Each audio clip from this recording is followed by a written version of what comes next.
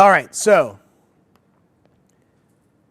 let's take a quick check on the agenda. So now I'm going to talk a little bit about loading and storing data, and then we'll talk about messaging. Messaging is next, so we're almost there.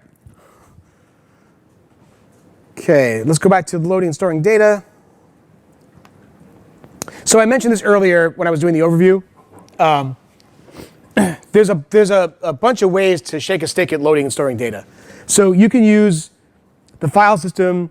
If you're a DB developer, you want to use IndexedDB, you can use IndexedDB.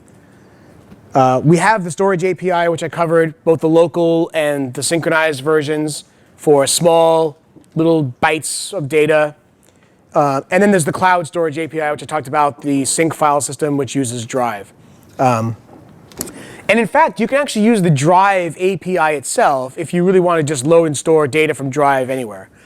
And there's a sample in the GitHub samples that I didn't include in the session files. But if you want to go to the Chrome GitHub and look at the G Drive sample, it's a little complex, but it shows how to load and store data from Drive.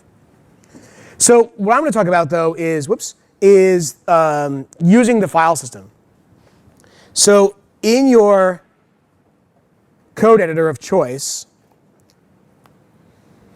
let's close all these. In fact, before I open the code, let's do this. Let's load the sample. So go ahead and click on the load unpacked, and click on the load stored data folder, which is empty. Huh, how'd that happen? Hang on 1 second. Let me fix that. That should not have happened. I will go into my GitHub and scroll down to the file system access, and I will actually just copy these files in because this is what we're going to use, and I'll update the samples after I show this. So sorry about that. I'm not sure why the zip got messed up.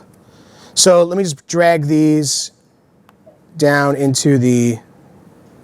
Actually, you know what? I'll just open them right from here. So I'll show the sample, and then I'll update the code so you guys can get it. So I'm going to click on this file right here, load it. So just follow along with me here for a second, and then I'll update the sample page. When I load the file system access example and I launch it, there's a simple window that shows up, and it allows you to do two things. You can choose a file and then show the file contents, or you can choose a directory and then iterate over the contents of the directory. So let's do the first one. I'm going to choose a directory, and I'm going to choose this one, and I'm going to click select. Now you notice that when I clicked on the choose directory button, I didn't get any warning or anything. I didn't get any HTML-ish thing. I got the platform native directory chooser dialog. So if you do this on the Mac or Windows or Chrome OS or whatever, you'll get the native choose directory experience. When I click on select, you'll notice that this little this text area right here iterates over all the contents of that directory and then puts the contents into the text field. I can click on choose file and do the same thing. If I click on choose file and choose one of the text files that we have in the examples, you'll notice that the text gets loaded into the text area. So let me just walk through the code, and then I'll update the sample so you can actually do it. So let me go up to my Sublime. Let me just drag this into my folder. All right. So in the manifest, there's a couple things. And let me zoom this up. All right. So in addition to permissions,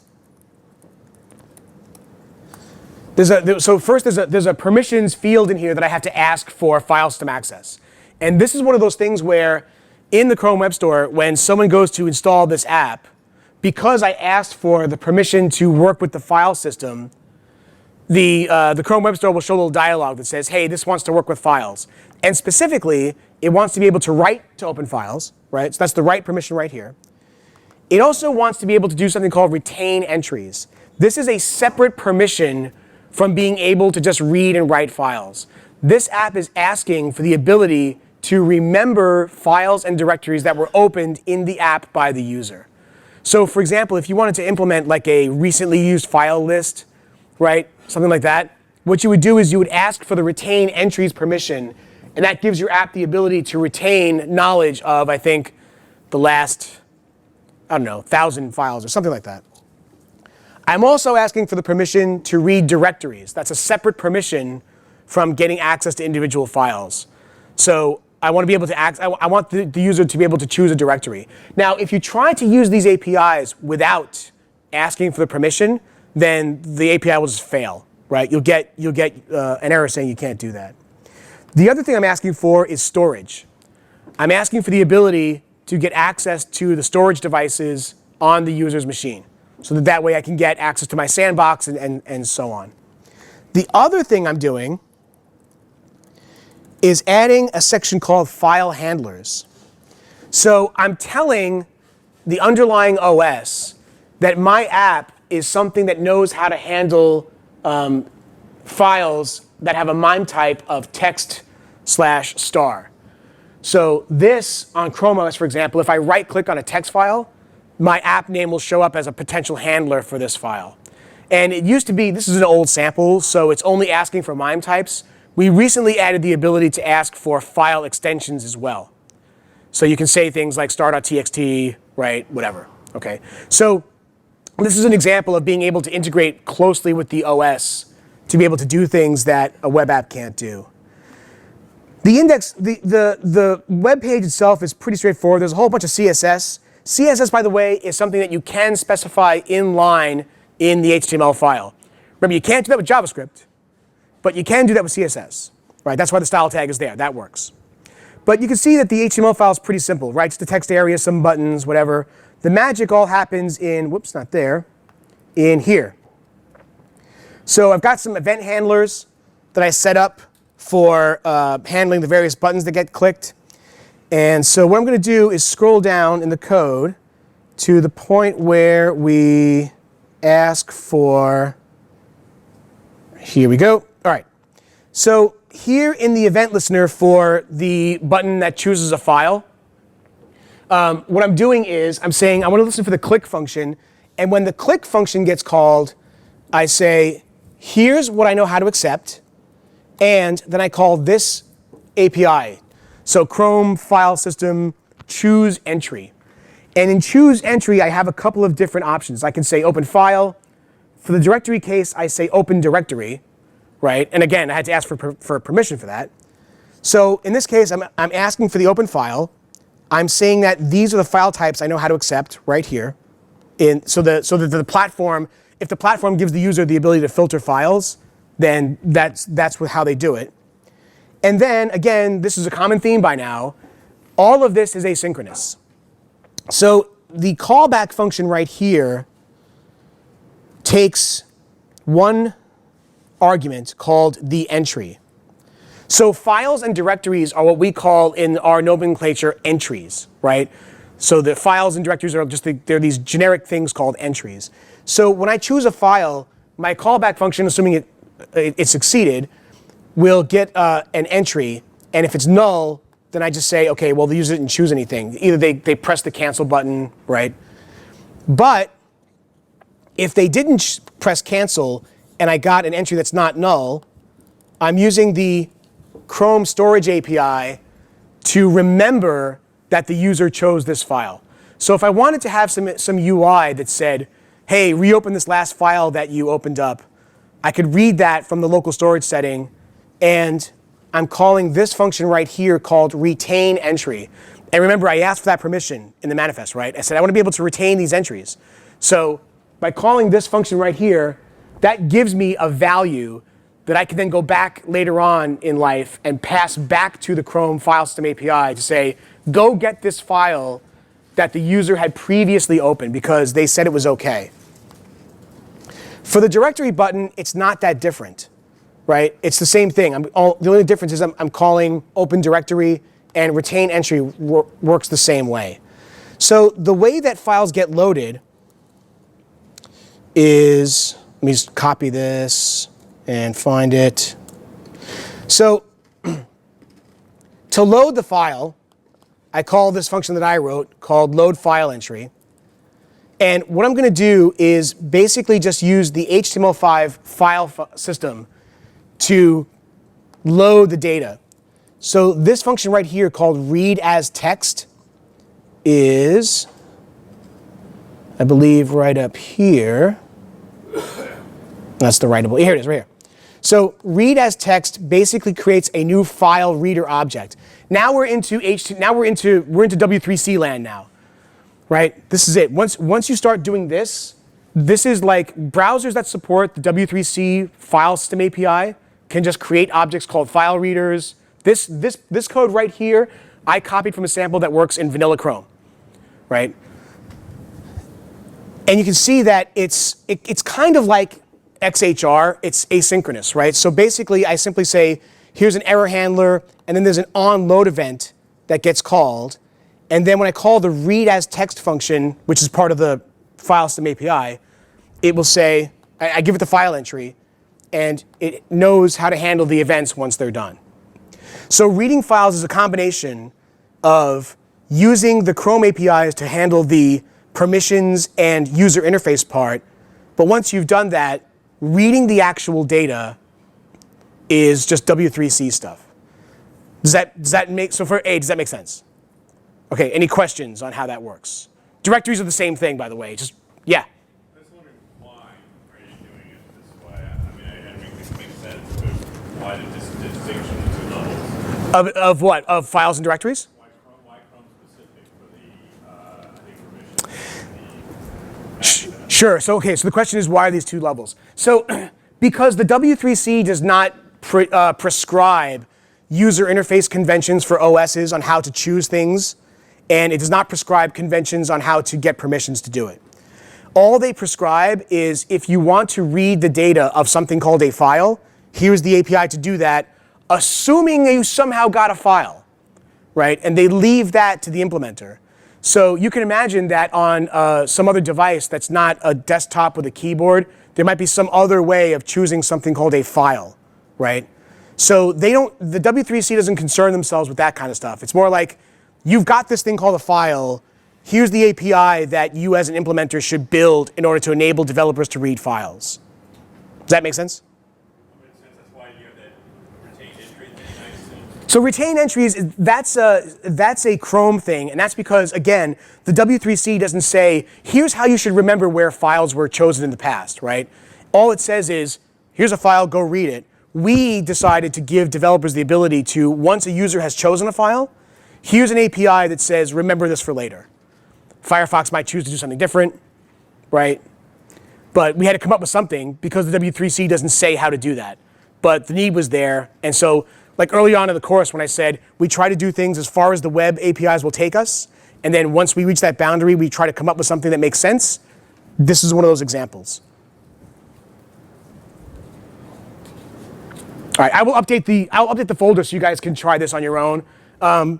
But it's 11, so I want to move on to the messaging. Who was the person who asked me about messaging? There you are, okay. So it's possible for apps, and not just apps, but extensions in Chrome to exchange messages with each other.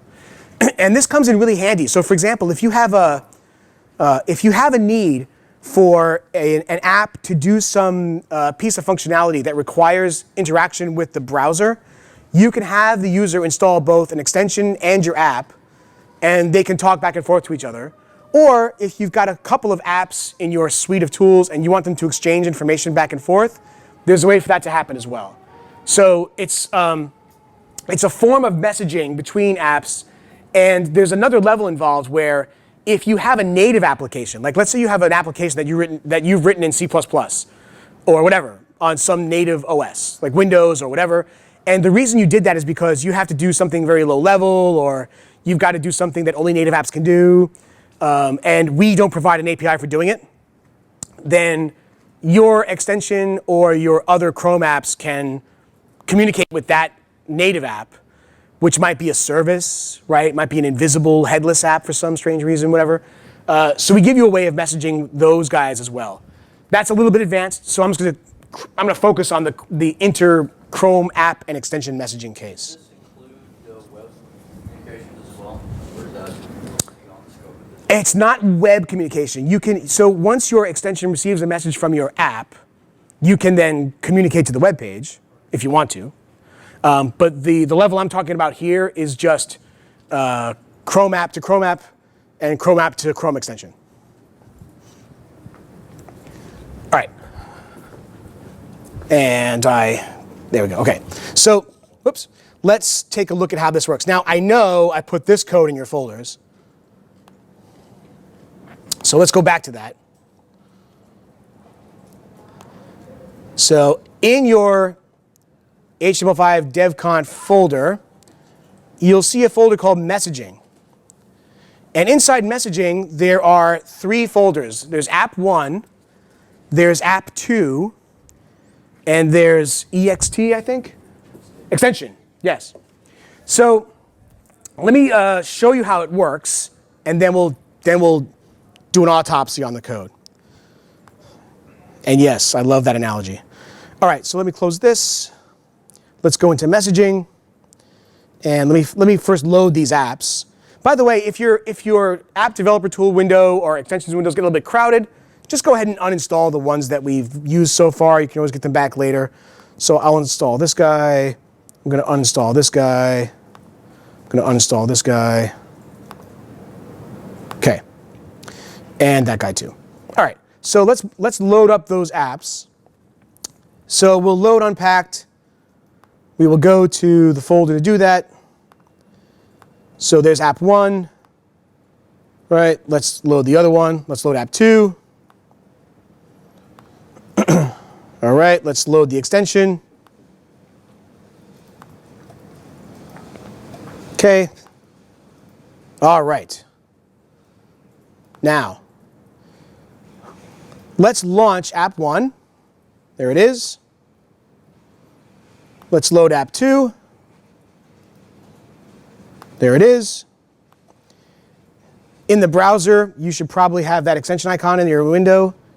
If not, you can, where is it? Should be, oh no, I loaded it in the canary, never mind. So it should be, let's see, let's go to the extensions page. Excuse me, Joe. Yeah. Is your presentation, is that public? The slides? Yes. Well, it will be after lunch. I'll put all these slides. You should already have the code from the folder that I put up earlier. Yep, I downloaded it. Yeah, so that folder is where these slides will all be. Yeah. So let's see. Let's show this. Yep, it's enabled. Very good. OK, so let's go back to the apps. There's app 1. There's app 2. So the way that this works is your app sends a message to another app by using the ID of the app it wants to communicate with. Now, when you're in developer mode, you'll notice that in the My Application ID is box, there's some big long string of alphabetical letters. Now, that ID, when you're in developer mode, when you haven't yet published your app to the Chrome Web Store, that ID is some hash of the folder name and other stuff on your machine, right? We just try to come up with some random, unique string of characters. When you publish your app to the Chrome Web Store, the Chrome Web Store will assign a different ID, right? And it'll make sure that that ID is unique across all of Chromedom for all of time. Even if you go to the Chrome Web Store later and say, I don't want this app anymore, I'm going to unpublish this thing, that ID will never, ever go away. You can always come back and get it back, right? It's your ID for all of recorded history. So what I'm going to do is in app 1, I'll copy this ID, and over in app 2, I'm going to paste it into the to application ID field, and I'll do the same thing over here. Copy this ID and paste it into the to application ID field over here, and now I can just type in a message. I'll just type in hi there and click send, and look at that, right? 2 apps communicating with each other, and then this app can respond back and say, yo, right? Straightforward. It's basically when you use this API, so let's go look at the code. So let's bring up the code for app 1. Notice, however, this does not require permission. There's no permission needed for this. You can just do messaging.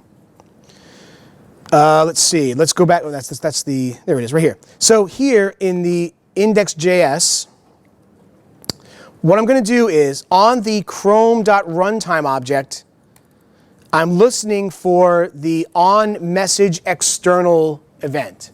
So there's a couple of different messaging APIs I talked about, right? There's cloud messaging, there's inter-app messaging, right? There's other ways of getting events into the event page. In this case, I'm telling the Chrome runtime that I'm listening for an external message coming from another source, like an app or an extension. That, of course, takes a callback function because it's an event handler, and it gives me 3 arguments. There's the request, there's the person who sent it, and then there's the response. So if I want to send a response saying, hey, I'm not supposed to be getting messages from you, I can look in, I have an array here for IDs that I don't want to receive messages from. But other than that, I can just simply send a response back to the channel that gave me this message. Now, to send the message, in this function right here on the send button, I have an event listener that listens for the click. And again, it's an event handler, so it's a callback. And all I need to do is call chrome.runtime.sendMessage, right? This couldn't possibly be any simpler. So to send the message, I just simply send whatever text is in the value of that text field.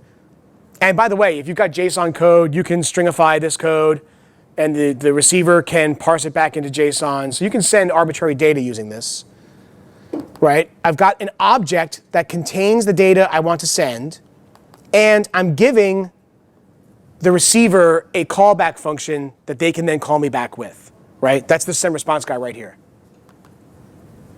So if the receiver says, oh yeah, got it, here you go, I can call them back. Yeah. So if you're sending arbitrary data, is it like you're using objects or collections? Do they have to be serialized? Yeah. Yeah. Well, so basically what you can do is, I guess I could just play with it. yeah, well, actually, so I take that back. You can actually, so this object right here is the data that's being sent. So we're going to serialize that for you. Okay. So the answer is, yes, it has to be serialized, but we'll take care of that for you. We got your back. It's deserialized. Yes, and the other guy gets an object. So you can be passing collections of items. You can be passing collections. You can be passing. Use them any way you want. Yeah, and I haven't experimented to know what the theoretical practical limit on this is. Memory limited. It's probably memory limited. And yeah, so I don't know. I don't think we've specified a limit. It'll be like a few thousand items. It probably, depending on what the items are. Yeah. Right, of course. So yeah, I have not yet run into the limit. I'm sure that if an engineer was here today on a Chrome, he'd be like, oh, it's set to. I haven't found it yet, whatever it is. But anyway, so this also works with the extension. So if you want to fire up the extension, do the same thing. It's basically the same thing. And you can the extension doesn't have to have its UI up, right? It'll just if it's running in Chrome, it'll receive the message. Doesn't have to have its pop-up visible. It just works. Yeah. The mechanism with the ID of the application. Now, if you'd like to implement a simple chat application, you would have the same application with the same ID running in 2 machines. How would you do message? So if you wanted to, so the question is, if you wanted to have a chat application that had the same ID on 2 different machines, would you just simply pass the same ID to the same ID? And the answer is no. This is not for this is not for over-the-web communication. This is for passing messages between apps within the same runtime on the same machine. If you wanted to do what you're describing, which is like I have a chat application, you could just use simple WebSockets for that. So once again, example of the web gets us so far, but we wanted to do something a little bit on top of that, so we built this. But WebSockets will do exactly what you're describing. XMPP will do what you're describing, actually. Not peer-to-peer, though. Not peer-to-peer, right. But WebSockets will do what you're describing. Is there peer-to-peer in the Chrome API? I don't think so. No, not yet. No, because it exists in socket form, so you could. Oh, there is TCP sockets and UDP sockets in the Chrome API. So you could go peer-to-peer. You could, yeah. Yeah, you can actually open a TCP and a UDP socket, so yeah. Yeah, that's relatively new. Yeah, it is pretty cool. One of our partners actually used it to build a gaming app, which is actually pretty neat. So they don't have to go through. So they don't have to go through the whole, yeah, it's pretty neat. Any other questions on messaging between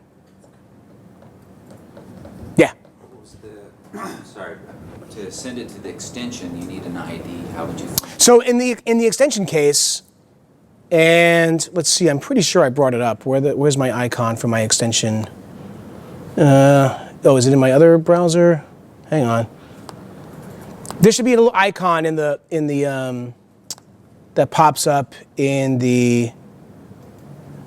There should be an icon in the little bar right here, whichever browser you loaded it into. And let me see if I can find it. There's no launch next. No, there isn't. It's supposed to just be visible in the extensions bar. Oh wait, no, I'm in Canary. Hang on. It's right here, and it's enabled. Yep, there it is. So wait, where'd it go? Hang on. Wait, where is it? Which one? There it is. It's this little chat bubble right here. So when you click on the chat bubble, see this little pop-up window that pops up, and it says right there, my extension ID is this. So try it with the extension. It should work just fine. All right. So that brings us to 11:15. Any other questions on messaging before I move on to the next subject? No? All right. Okay, in that case, let's talk about identity. So, and where do I have? Yeah, I have identity for, 15 minutes. Okay, so using the identity API. So there's two main ways of getting the user to authenticate against an identity provider in Chrome apps. The first way is you can use the getAuth token function, and that returns an authorization token for the user's Google credentials. So if they're a Gmail user, if they're a G+ user, if they're a user of one of the Google, if they have a Google identity, they can sign in using that. If you want to identify the user against a third-party service like Twitter, Instagram, something that requires an OAuth 2 token, the launch web auth flow example is the one that you use. I didn't include that one because you can do it on your own time. Maybe during lab time we'll do it. But I'm just going to show the Google case. So in the Google case, you call getAuth token. When you want the user to sign out, you simply remove the cached token. That's all there is to it, right? And one of the things that, and currently this is the way it works, we're debating on this, is in order for users to use Chrome apps, they have to be signed into Chrome. And this is one of the reasons. One of the reasons is because we don't want the user to have this experience where they fire up an app and then certain things don't work because they're not signed in, and they don't know why. And then the app developer has to explain to them, well, you got to sign in. So we just simply require you to be signed into Chrome. What about offline? What about offline? What do you mean offline? I mean, there shouldn't be anything that requires you to do. So this is one of the reasons. So this is one of the reasons why we're having this debate. Is there are some things offline where you don't need to be signed in order to do certain things, right? But if you've ever signed into Chrome at any one point, then even when you're offline, you're still signed in. Yeah.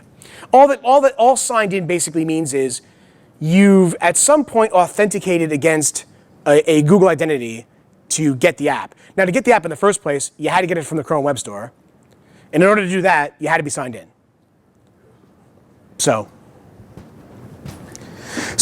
let's go through the example. In the code, what I'm going to do is close down the messaging. And if you look in the identity folder, now again, let me before I bring the code up, let me actually show this working. And I'll close these guys down so that we don't have to watch this. All right. So in the tool, I will load up the identity sample. Okay, there it is. All right. So let me show you how it works, and then we'll walk through it. So if you launch the identity sample, you'll see something that looks like this, and I'm just going to make this a little bit bigger. All right. So what I'm going to do is click on the sign in button. And whoops, hang on. Okay, let me try this again. And I think this may have been one of those places where the code was not copied correctly. I will make sure that this works in the updated folder. So let me just load it from here, and then I'll have you guys get the updated sample source. So let me uninstall this. I apologize for that. I thought I tested this before I came in here. All right. Identity is right there. Select. OK. Let's try this again. All right, there we go. Now, so what I'm going to do is click on the sign in button. So what this is going to do is ask, it's kind of small to read, but it says acquiring token, right? So it's going to ask me if it's OK if this application does certain things. So it wants to do things like know who I am on G+, and then it asks me, is it OK if the application does the standard thing of letting people know you use it? I'm going to say no, only for me, and then I'm going to click the accept button. Now notice I haven't had to type in any password, right? I didn't have to type in my username, and the reason for that is because I've already signed in to the Google identity system. So as long as I've got that authorization token on my system, right, I shouldn't have to type in my password. So I just click accept, right? It's going to go off, and it says, yep, getting the personal details. OK, so now it's kind of hard to read, but this token that came back is the authorization token that I can now use to request information from other Google properties. And again, just to be clear, this example is using the Google auth, the get auth token example. So I'm authenticated against Google properties right now, not Twitter, not Instagram. So now that I've got that token, I can say get personal data. And you can see that it went out to my Google Plus profile, right? Got my photo, got my name, and then it got a whole bunch of JSON data about who I am. If I send this token to if I sent my token to you, you could see all my information. If you sent your token to me, so what I would do is I would not need your token to do that. If I want to get information about you, all I would need to do is there's an API in Google Plus that says, given a user, what's their identity tag? There's a difference between an authorization token and a who you are thing, right? Authorization basically means I can now perform actions on behalf of this account. So in the case of G+, I could see comments or things I've been tagged in, or I could do certain things in G+. If I wanted to see things on your account, all I would need to know is what your user ID is, right? That's all there is to that. I wouldn't be able to do things on behalf of you. So please don't ever send anyone your authorization token. All right. Now, it should be pointed out that these tokens don't last forever.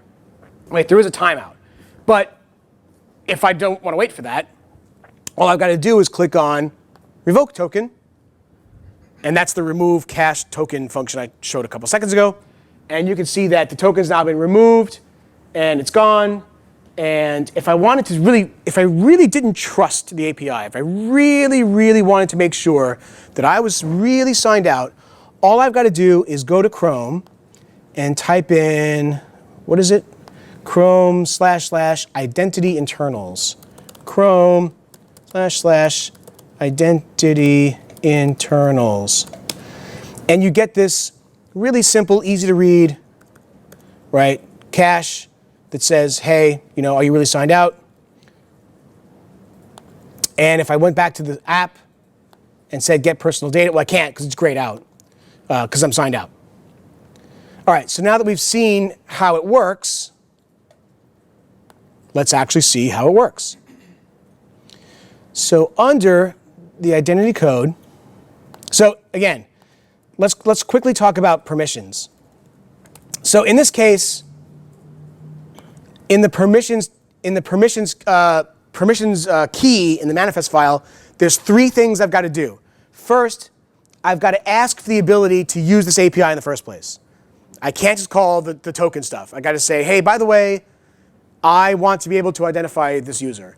The Chrome Web Store will then say to the user when they go to install the app, this application wants to know who you are on Google properties, or whatever it is. It wants to be able to authenticate you. Then I have to actually specifically ask for the URLs that I'm going to be both authenticating against and getting information from. So in this case, I'm asking for the Google API's permission because I'm actually going to be calling G+ to get my photo and my details. And I've got to ask for accounts.google.com because I want to be able to get the user's account token. Right? Those two things. One is for identity. One is for the actual API endpoints that I wanted to call. So if I wanted to call a whole bunch of other endpoints like Drive and cloud storage and calendars and Gmail, I'd have to ask for all of that up front here. This, the OAuth 2 section, yeah. Oh, sorry, that was a question. This here, the OAuth 2 section, ideally speaking, is the only time using the Google Identity API that you should ever have to see the words OAuth 2. And what you do is, when you register your app on the Google Cloud console, the API console, you're going to get what's called a client ID. And then you can ask for various scopes. So it's not enough for me to just say, I want to be able to call the G+ API. I've got to say, I want this scope of access. All I want to know is who the user is and their basic information. If I want to do stuff like post photos to Picasa or other things, I'd have to ask for other scopes. If I wanted to load and store data on Google Drive, I'd have to ask the Drive API, hey, is it okay if I load and store data on you? And there's a scope for that. Right? These URLs define what you're allowed to do once you've got the token. If you haven't asked for that scope, and you try to do something that's in that scope, like store data, and all you've asked Drive for is the ability to read data, you won't be able to do it. Right? Does that make sense? Yeah. So is there an example similarly for Facebook or Twitter? If you go to the GitHub for Chrome app samples, and maybe we can do this during the lab time, there's an example for Instagram, and there's an example for Twitter. Okay. And it's similar. It's a little bit more wordy, but it's similar to this. So now let's go look at the code. All right, so here there's some UI handling code, but where the magic happens is right here.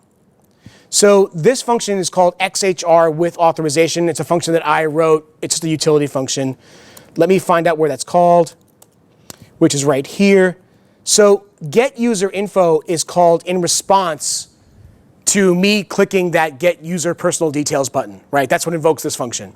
So then I call XHR with auth. I want to use the get. I could use post, I could use whatever. But I'm asking for get. And then I'm getting from the URL my personal data, right? So this is the plus API. And again, this will fail if I haven't asked for the scope to be allowed to do this. And then there's some options. There's a callback function that gets called because asynchronous. We block synchronous XHR requests. If you try to do XHR synchronously, we just don't let you do it. So on user info fetched is right here. And again, it's a regular XHR response. So I can look at the status code, make sure it's 200, because that's HTTP for yes, everything was fine. And then I got it comes back with a, that API, that G+ API comes back with a JSON response. So then I say, okay, let's parse that JSON into something that I can actually read. And then I call populate user info. All that does is take the details and shove it into that text box, which is right here. So I'm setting, that's how I got hello, Joe Marini. And then the fetch image bytes. Now this is where things get a little bit interesting. So I was actually showing my photo there, right?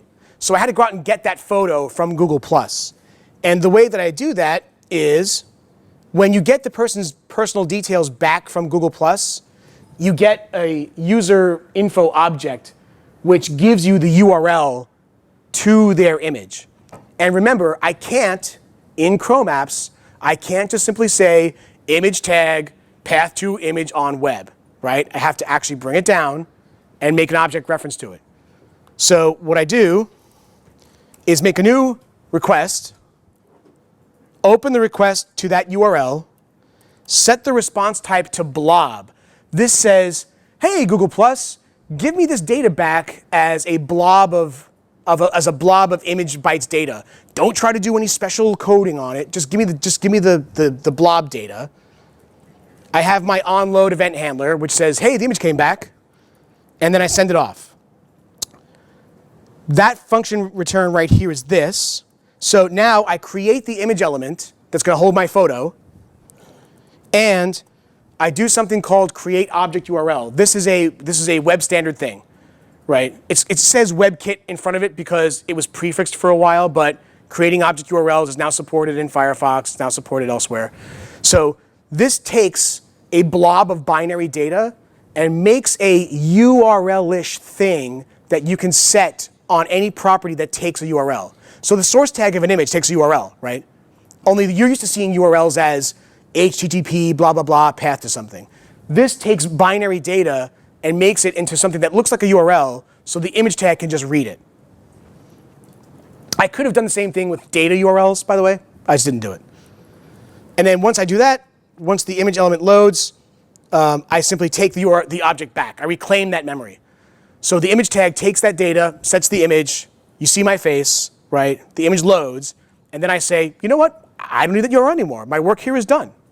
So I take that back, and that's how I fetch the data.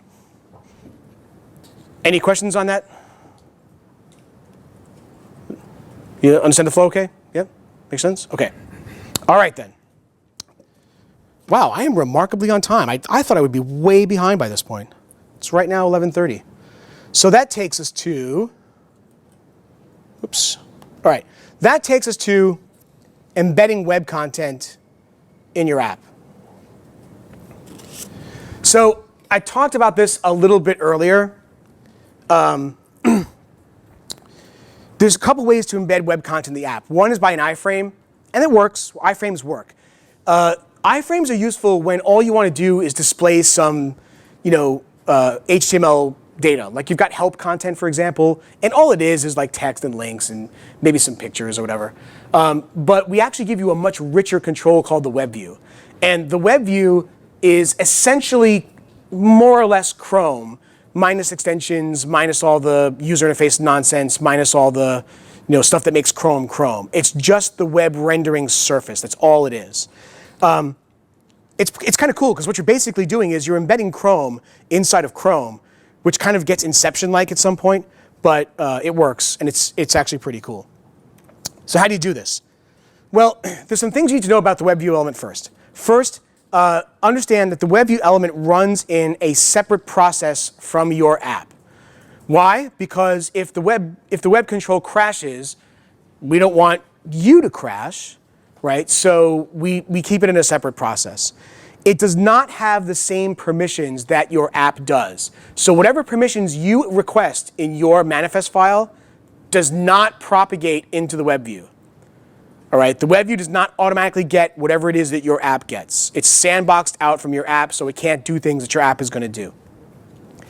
Any kind of interaction that your app has with the web view control is, by its very nature, asynchronous.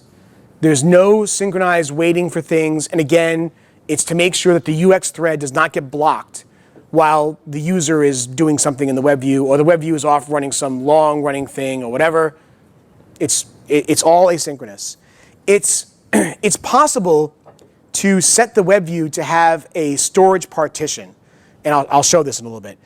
You can tell the web view, because some websites want to do things, right? They want to store like local storage or whatever else.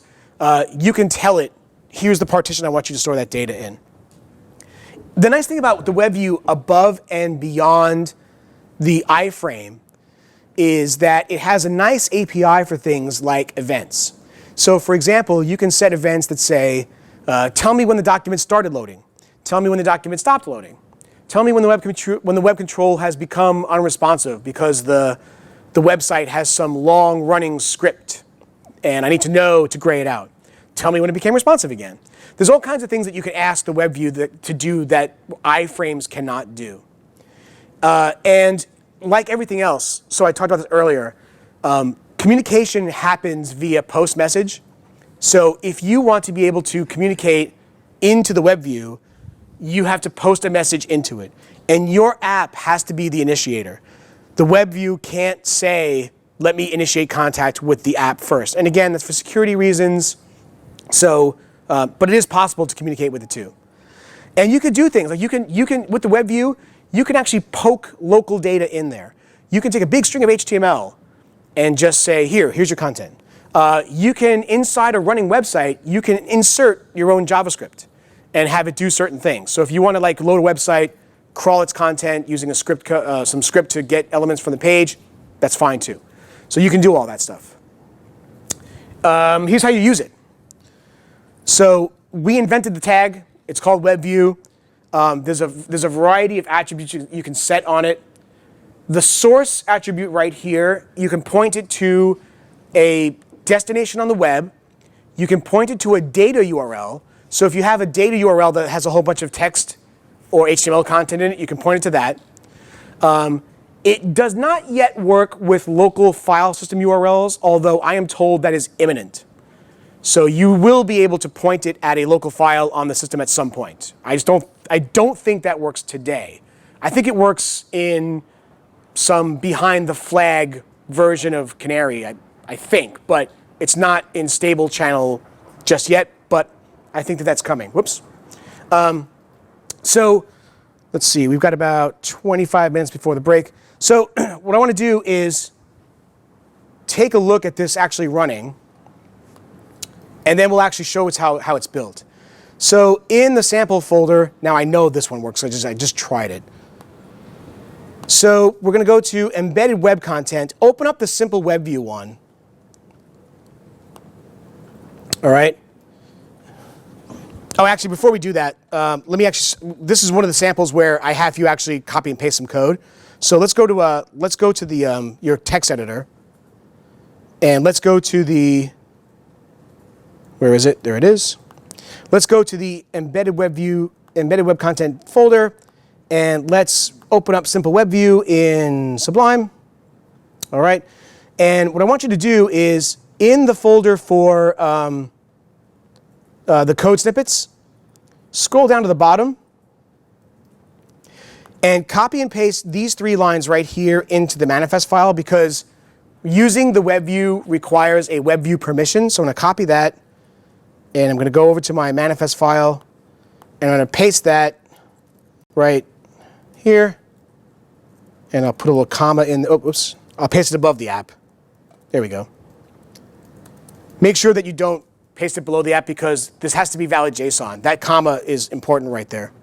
Okay. So let's save that. And back in the snippets, let's copy this right here, the WebView tag. And inside the index.html file for this example, we're going to paste that inside the body. All right. So you should have something that looks like that. Okay. And then let's copy these lines right here and put these inside app.js, that's this guy right here, and put it inside the onload function. So this is a very, very simple example that shows how you can load local data into the web view. So inside of app.js, you'll notice on line 3, I've got a variable called HTML code. HTML code is just a string of HTML. It doesn't really do anything. All it does is just say hello world inside an H1 tag. Okay? So now let's go back to the developer tool. Let me close this sample. Let's load up the simple web view. All right, there it is. And let's launch it. And you'll see that I've got a window. You can't see the web view because it doesn't have a border by default or anything like that, but you can see that an H1 tag is getting inserted via the data URL in the source, right? So this is pretty useful. So if you have like some local data, like that's help content or some other rich content, or you got that content from a URL request using XHR on the web somewhere, you can just poke this data straight into the web view. It just works just fine. But we're not content with just simple examples, are we? No. Very well. Let's try something else. Let's go to Load Unpacked. Now let's go to the browser example. We'll select that. Let's launch it. All right. So now you can see I've got a much more fully featured example here. So I've got an app that, when launched, has a User interface, it's got a forward and back button, it's got a URL. It's got a default page that it goes to, and the default page happens to be Google. And I can send it to other things, so I'll just type in here, let's see, HTML5Devconf.com, right? So that works. What else? Now, so I've got this button right here, this little skull and crossbones. You might be wondering what that is. Chrome is a very stable browser. And since it never crashes, we have to simulate the crash. So what I'm going to do is click on the skull and crossbones, and you can see that we get this little exception that gets thrown that simulates what the browser might look like when it crashes. So when an exception gets thrown, right, you can actually handle that and do whatever your all-snap page wants to look like or whatever. Anyway, the point is, let me go back and go back to the home page. All right. So, and you can see though, it works and behaves like a browser should. So let's spend a little bit of time looking through the code. And where is it? Let me bring that up. It's right here in embedded web content. Let me close these other guys. Right. All right. So inside browser, let's begin by looking at the manifest. So in the manifest, right down here on line 15 is where I ask for the web view permission. And again, we need to ask for permission because the web view has the ability to go out on the web and get content, right? So we don't want the user to be all surprised when, ads for, whatever muscle building thing shows up in their app, right? So we have to ask for permission for that. In the main file, right, I'm asking for the launched listener. There's also an event listener for the restarted event. If the user restarts your app, there's an event you can listen for that as well. I won't go into that because you can read about it. And then all we do is just run the app. We run the app, we create the window, right? This takes us back to right in the beginning where we were before with creating windows. Nothing special about it, just the window that I want to create, width and height. So now let's take a look at the HTML file. The HTML file is not very complex as you'd expect. There is a div here that contains the controls. So here's my back, forward, home, reload, and terminate button. Here's my form that contains my location, which is where I'm going to get the URL from. There's buttons for zooming and finding. Oh, I didn't show those. Let's go back and show those. So let's start that up again. And you can see over here that here's I believe this one is zoom, right? No, that's find. Here is, oh no, yeah, that is zoom. So there's the find box. Let's see, I can zoom in, I can zoom out, right? Again, just gratuitous, thought I'd just show it to you. So, but down here is where the web view is declared, right here.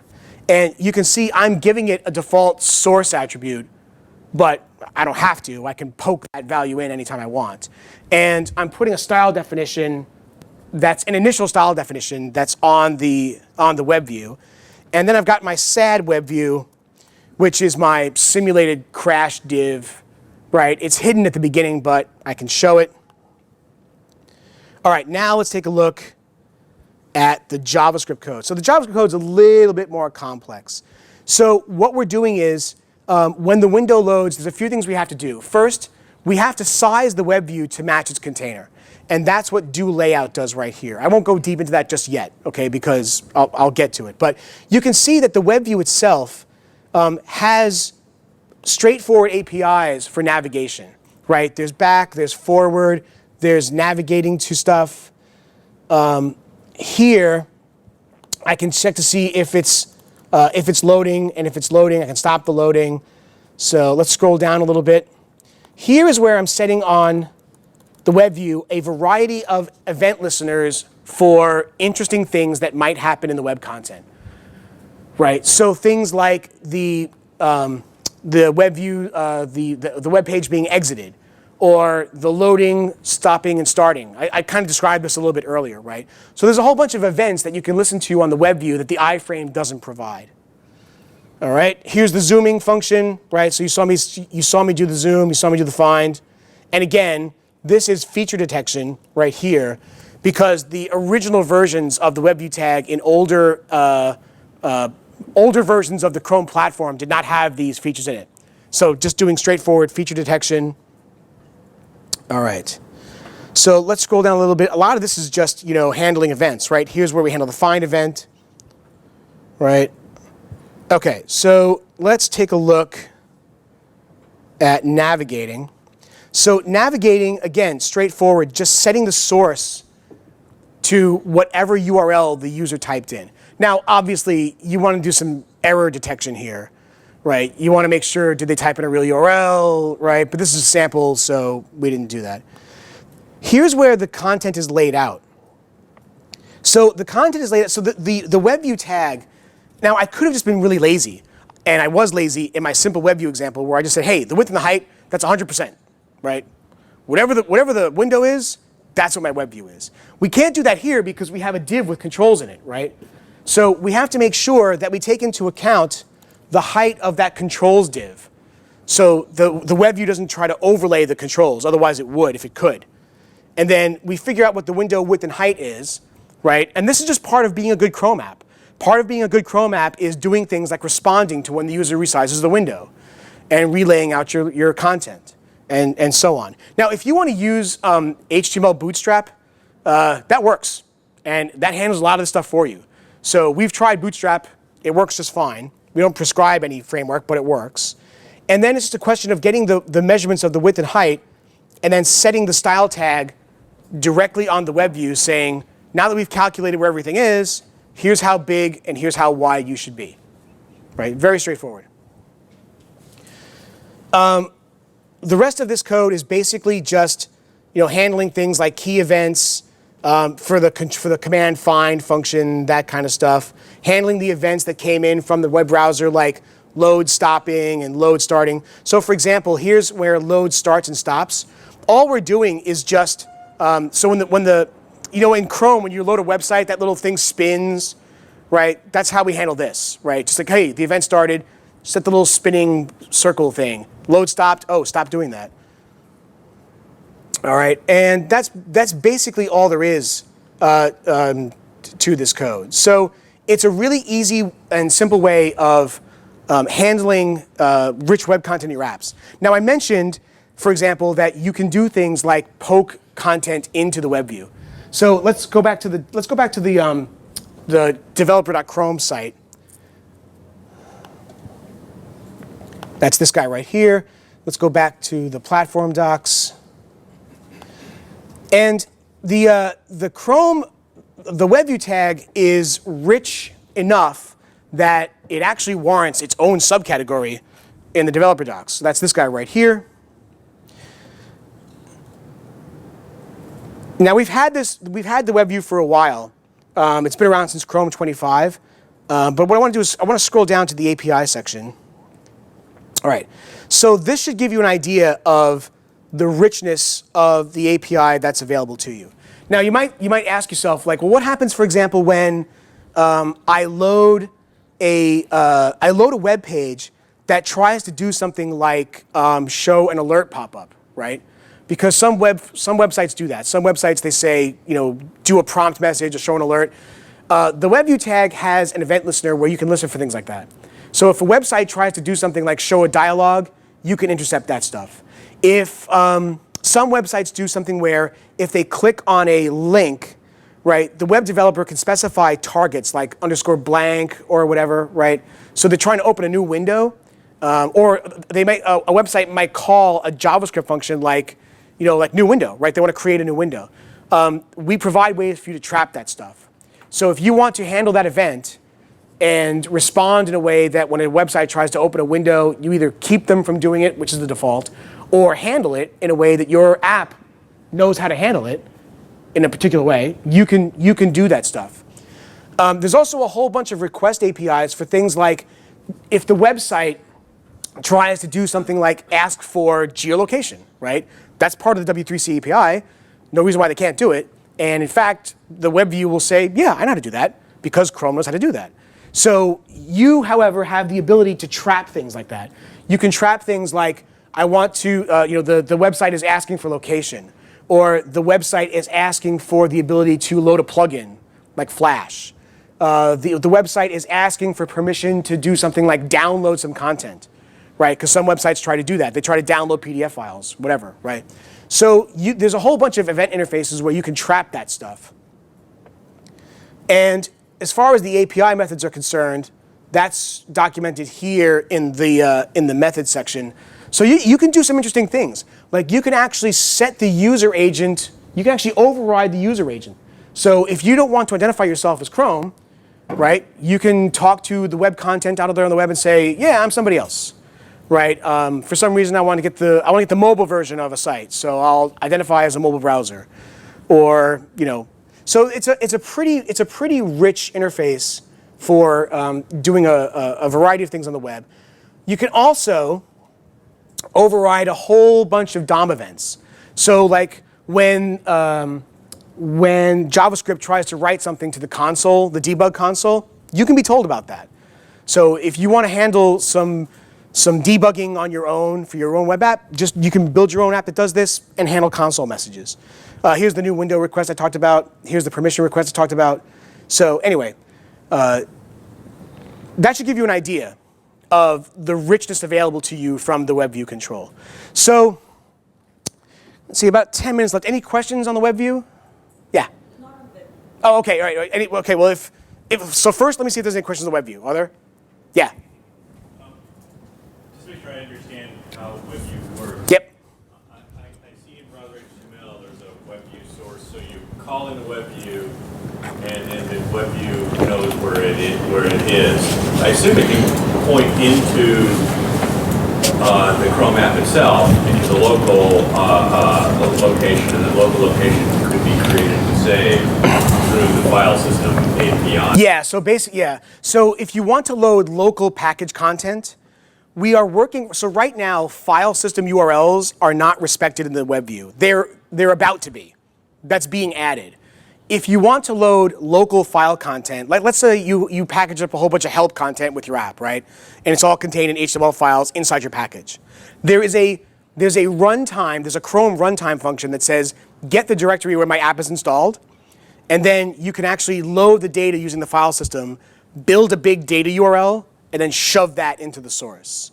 So it's a little bit of a workaround right now, but it can be done. I think in the next stable release, I have to verify this with the developer, but the ability to add file system, just direct file system references is being worked on. Why would that be hard? It's not a question of being hard. It's a question. There's just certain technical details that have to be worked out that the web view needs to know about. It's a question of the developer doing the engineering work. Yeah. Yeah. So in Cordova, can you access the web view? That's a good question. I don't think we've built the availability. We haven't yet built the web view control into the Cordova API. I think PhoneGap gives you a way to do that already.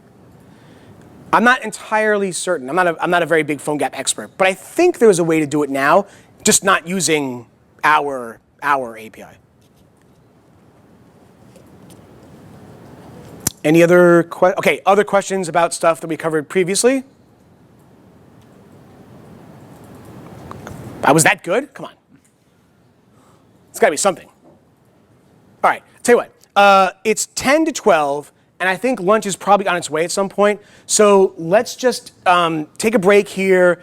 And what I want to do for the rest of the hour or so that we have left is, if you want to, what I would suggest you do is, now that you know what you're doing, loading and running these apps, take a look at our GitHub in the Chrome App Samples directory. So all the stuff that I showed today, except for the simple web view, is located somewhere in this folder. If you can download it right here as a zip file with this button, so you don't have to set up Git if you don't have it. So you can download all of these samples as a zip file and then load each one as an unpacked app like I showed you to do so far. So I encourage you to do that during the lab time. If you've got a personal project that you're working on and you want to ask me questions, I'm here for that too. If you want me to just go over something in more detail, I can do that too. So is there anything that we should revisit? Anybody want clarity on something we talked about earlier in the day? Yeah. We're using Required.js. Do we just use it, or do we have to download and package that in?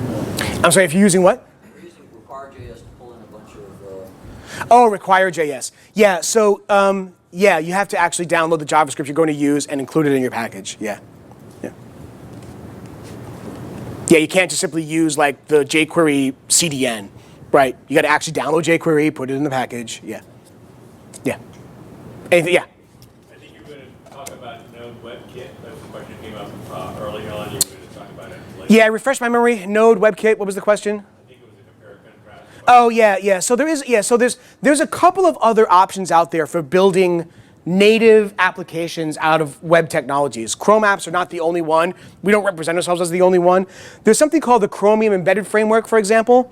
Who knows who Sencha is? Right, so you've heard of Sencha. So Sencha uses the Chromium Embedded Framework to build their version of web native apps. I believe Node WebKit is something similar. It's basically something similar to what we're doing here. The idea is use Node, use WebKit, build app out of it. I'm not a very big expert in Node WebKit, so I'm not entirely sure if I'm entirely correct on that, but that's my sense of it. The way I think about it is there's a couple of different ways that you can use web technologies to build native apps. In this particular session, I'm talking about the Chrome way of doing it. There is the Chromium Embedded Framework way of doing it. I think there's I'm sure that there are other frameworks out there that do the same thing. My sense, and someone correct me if I'm wrong, my sense is that Node WebKit is one of those things. I don't know who the Node WebKit sponsor is. Let's just bring it up. We don't have to wonder. We have this thing called Google. So, I zoomed all the way out. Let's see. Is this it right here? It's the Roger one. Oh, is this the Roger one? Okay, hang on. Is this one right here? Yeah. So it looks like, yeah, writing applications with all web technologies. So it looks to me like some guy named Roger is essentially doing what Google's trying to do. For Intel open source. Okay, well, there you go. Yeah, so I don't really know much about the project, but apparently Intel is sponsoring a project that does something similar to Chrome apps. Any comments on Microsoft's efforts? So I'm not sure what you mean. So they have something similar, right? So Windows 8 has something called, and just caveat, I used to work at Microsoft. So Windows 8 has something called WinJS, I believe it's called. And so the idea is that you can build I don't think this works in Windows 7 and prior. I think it's only a Windows 8 thing, where you can build apps out of web technologies. They took the Win32 API and pushed it through to JavaScript, right? Am I right? I think that's what they did. And I think it works on Windows 8. But again, another example of a framework for building native-ish apps using web technologies. Yeah. Actually, if you scroll a little bit, Yeah. the first line of description says it is actually built on Chromium. So it takes Chromium, embeds Node.js with it, and then. Well, so Node, yeah, and the reason is because Node itself is based on Chromium. Yeah. Yeah. So okay. So basically, yeah. So this is an example of someone leveraging Chromium, well, kind of like what we did, to build a native app API. Yeah. Right. So this could then make the exe or DMG or. So to be clear, yes. One of the advantages of Chromium Embedded Framework and something like this, I guess, is that you can make a real DMG or MSI that installs an exe, right? We chose not to go that way because we wanted so the nice thing about the Chrome Web Store is that when you upload your app to the Chrome Web Store, right, we do a whole bunch of security scans on it. And so we want that to be something that users can trust so that when they get an app from the Chrome Web Store, they know that we've done we don't do approvals. All we do is we look at the code and we see if it's trying to do like untoward things or things that look suspicious. So it's not a platform limitation, it's more of a user safety, trust, security issue than anything else. If building a app that can be distributed as a DMG or an exe is a requirement that you have, and it's a hard requirement, then one of these other frameworks is probably something that might be more applicable. Yeah. So just to follow up on that real quick, I'm not sure if this is the right question to ask, but So let's say I want to call Node Yeah. from a Chrome web app. Yep. Can I do that? Is that the command line? Can I embed the command line? No, so what you do is, so remember earlier when I was talking about messaging, I said that there was a way to send messages not just to other Chrome apps, but to native apps as well. So what you would do is you would build your native app out of Node WebKit or whatever you wanted, right? And then if you wanted your Chrome app to communicate with it, there's a way of doing that message passing with it as well. Okay. Yeah. So how long is that app submission process usually? To get a Chrome app into the Chrome Web Store, so from the time you click the submit button to the time it's available in the Chrome Web Store, assuming you pass the security scans, is about 60 minutes. Yeah, it's kind of like Android. So what we try to do is when you upload the app, we run the code through a whole bunch of paces, and we limit it to 60 minutes, right? But the store is always scanning things. It's always looking at things like have they been updated or whatever. But we don't do an approval. You don't have to wait a week for us to come back to you and say this pixel's out of place, or we don't do that. So about an hour. Yeah. I'll close the line. If I wanted to write a Chrome Web Tools extension, Yes.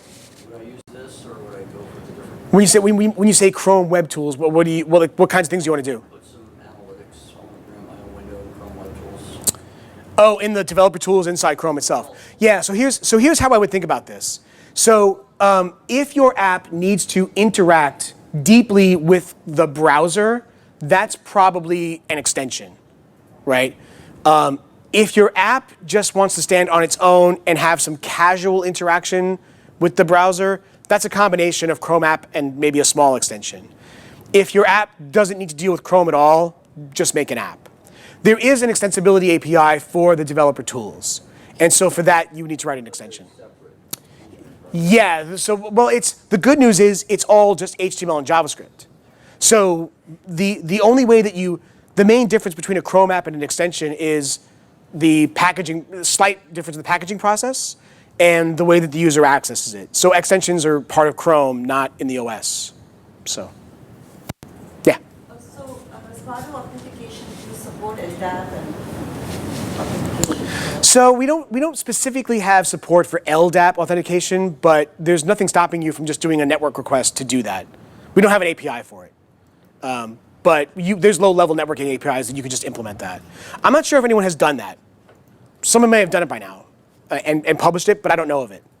And also, with regard to, like you said, we have right now Google Drive, right? Yes, right. So is that like a REST API? Like let's say if I wanted Yes. SharePoint or something. Yeah, it's a REST API, yeah. So if you wanted to have a Chrome app communicate with any other storage system, yeah, if they have a REST API, you're off and running.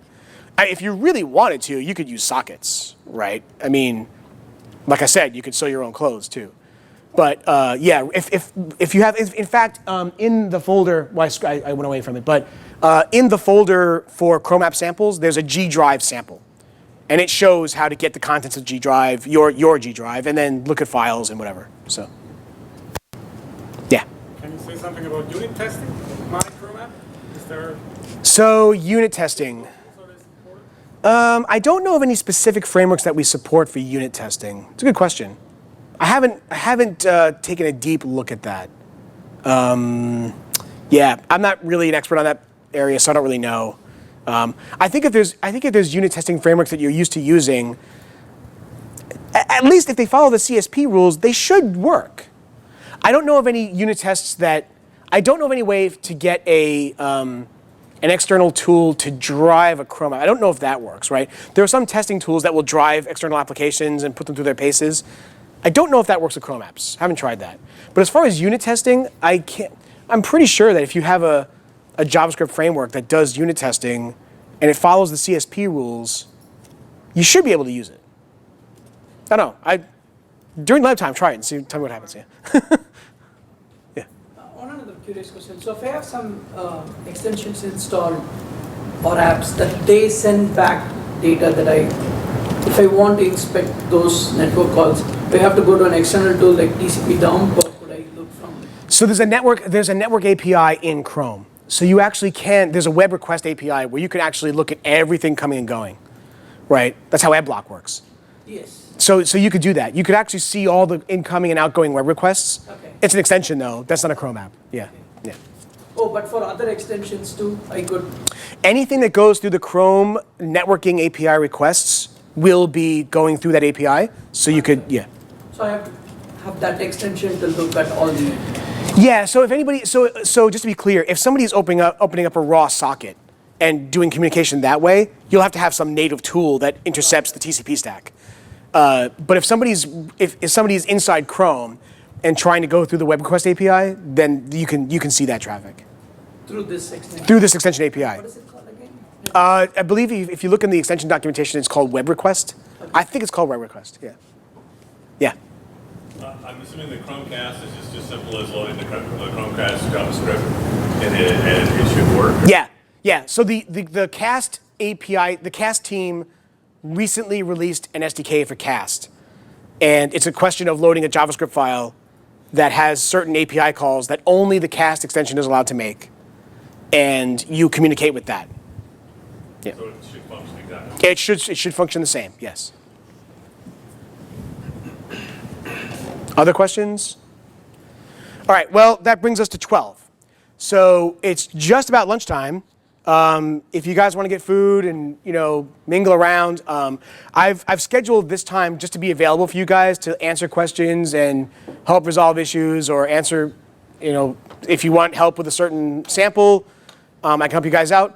But beyond that, I want to thank you guys for coming. It's been fun. Hope you learned something and hope it was useful. Thanks, guys. Thanks.